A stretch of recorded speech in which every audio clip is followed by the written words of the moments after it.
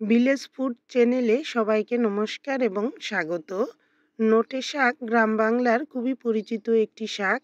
বর্ষাকালে গ্রাম বাংলার পথে ঘাটে সব জায়গাতেই এরকম কচি কচি শাক পাওয়া যায়।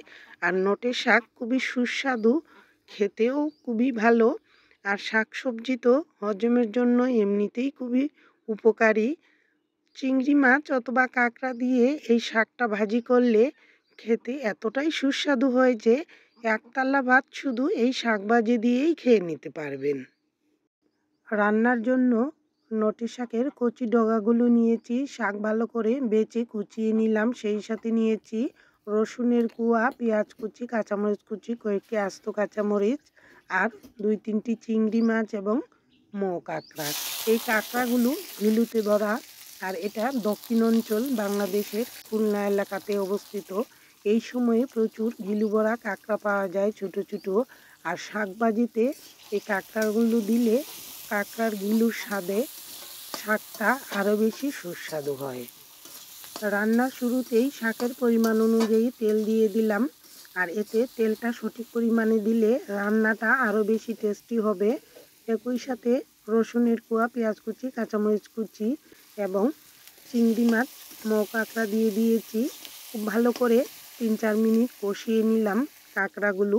আলাদা করে কাঁকড়া বা চিংড়ি মাছ না ভেজে তেল মশলার সাথে এইভাবে কষিয়ে দিলে স্বাদটা আরও বেশি ভালো পাওয়া যায়।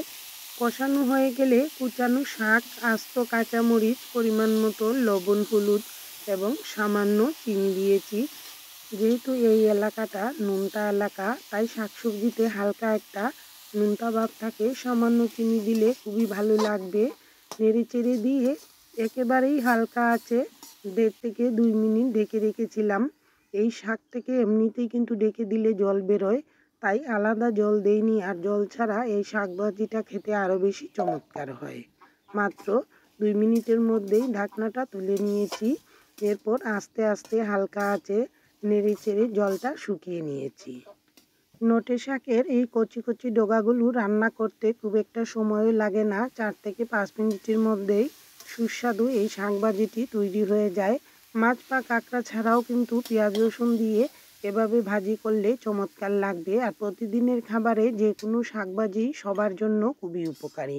কেমন লাগলো নোটে শাকের এই রেসিপিটি জানাবেন। হাতের কাছে থাকলে এই শাকটা এইভাবে রান্না করে খেয়ে দেখুন, সবারই ভালো লাগবে।